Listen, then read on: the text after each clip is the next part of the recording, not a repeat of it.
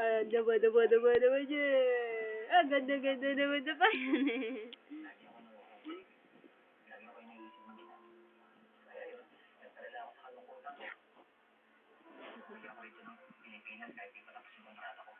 Tingin nga, tingin. Wah!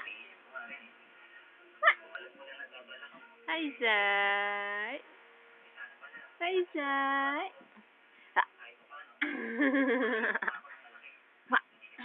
So you go. Ma.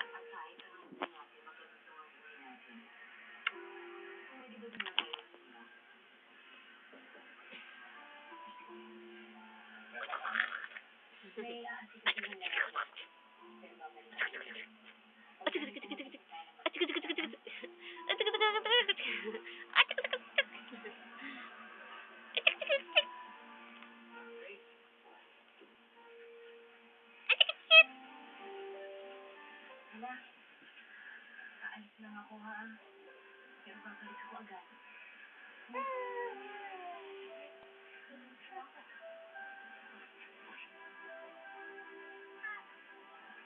Bro, thank you ha. Hindi mo nangyari ni Grace. Ate Jackie. Ngayon, medyo na sila magkaintindihan ni Kubo.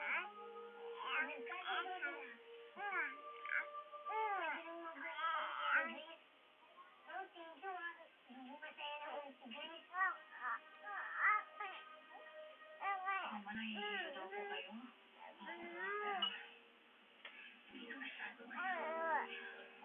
Dumito na muna kayo at magpahinga.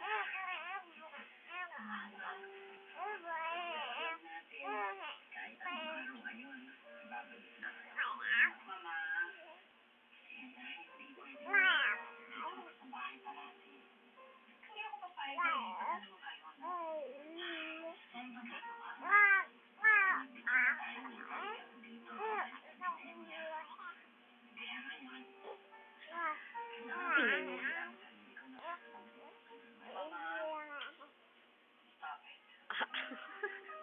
Segundo ko nila mo. Ano mo din?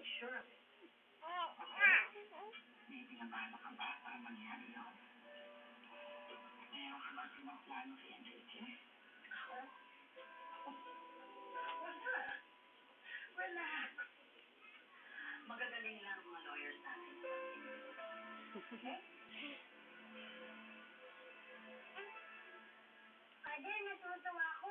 Kasi dininig di ba yung dating ni Kuya Boy na makita ulit ni Grace yung nanay. Ano sabihin mo? Alam mo, Tino, ako rin. Kasi nakakatuwa kasi yung nabubuhay isang pamilya ng gano'n. Oo nga po, Father. Sana magkasama-sama ulit ang pamilya nila. Ngayon, andito na ang nanay ni Grace. Siguro, mangyayari na yan, anak. Tulog ka na.